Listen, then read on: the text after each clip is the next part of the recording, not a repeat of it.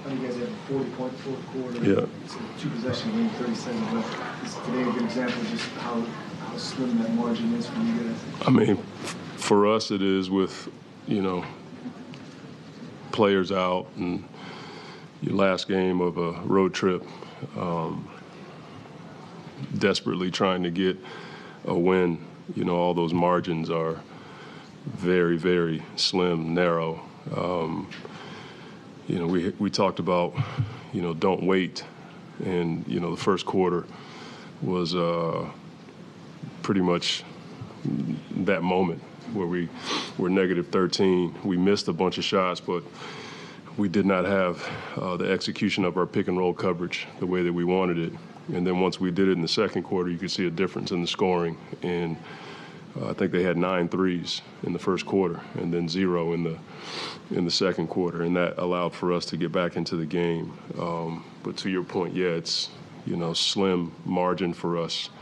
And then we had a number of shots tonight that we couldn't knock down. Turnovers were not an issue tonight. Got to the free throw line. We got a number of attempts up, more than them. We had a number of open looks, and then we had 2 fast break situations that would have cut it to 2, I think. And that's the margin for error in those moments. We got to make sure we get at least one bucket in that scenario. We had one miss. I think Bags missed a dunk, and then I think J.I. turned it over. So both guys trying to make plays, and we just didn't execute.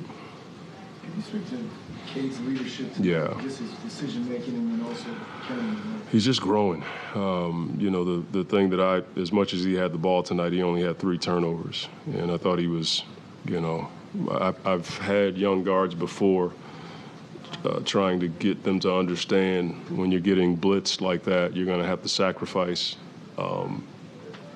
your shot. Not like Cade is always looking for his shot, but I thought he did a good job of stretching their double teams, and it allowed for him to find guys. We just missed a bunch of shots to start the game, and then they got out of their blitz, and he started getting downhill and making a number of shots for himself and for the team.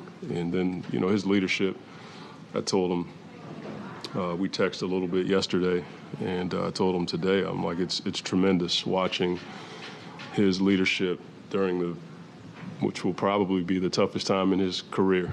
I couldn't be more proud of how he's talked to the group, had a great spirit every single day. He shows the pain of losing. At the same time, he's been the glue for us. With all the guys we've had out all season long, he's been one guy that's, of many, that has stepped up and led in a tremendous way. And, I'm grateful that I get a chance to partner and coach this young man. Yeah. Just looking for third score. Is that how your offense can look in its ideal, form? I mean, for sure. I think there's, the J.I. piece starting to figure out his ability to catch that thing and get downhill. I thought if not for foul trouble, he probably would have had a bigger role tonight. But yeah, I think those 2 guys have the ability to carry us. And I think when we get JD back and the way he puts pressure on the rim and rebounds, I think it's going to open it up for those guys even more. How does a guy like that Yeah, it's a tough one.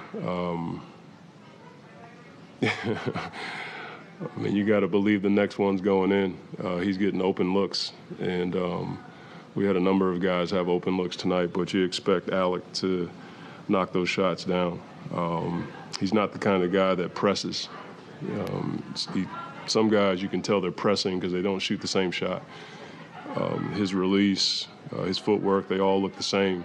For whatever reason, is not going in. And,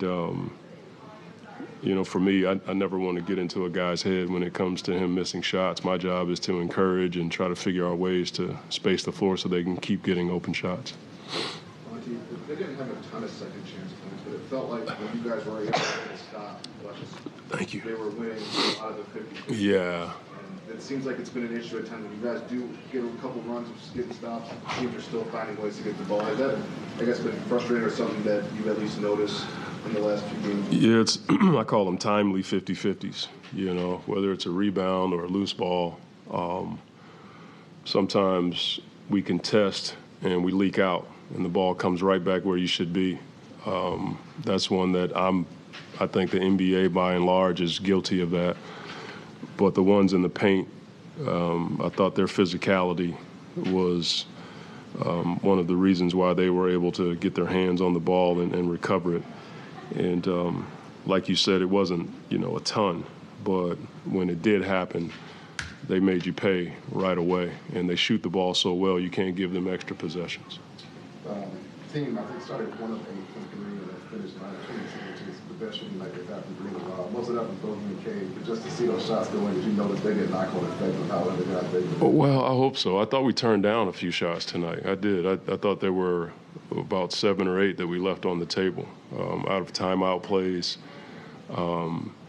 in flow off of jailbreak situations. But, yeah, it was good to see, a couple of them go down tonight. But to start the game, we got a number of open looks. We just couldn't knock them down, and they did. Their first 4 threes, there was not much you could do about it. The one Trey hit in the corner,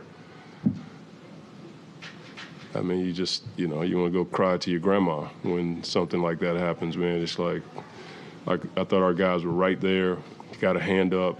They just made tough shots. And then as the game progressed, I thought we had more pressure we were getting to their hands instead of getting to their feet. I thought we did a much better job after the first quarter to get to their feet instead of just getting to their hand. Sometimes guys have a stick hand and you get close to the shot. And we were like, these guys shoot it too well. You got to get to their feet and make them put it down. Thank you.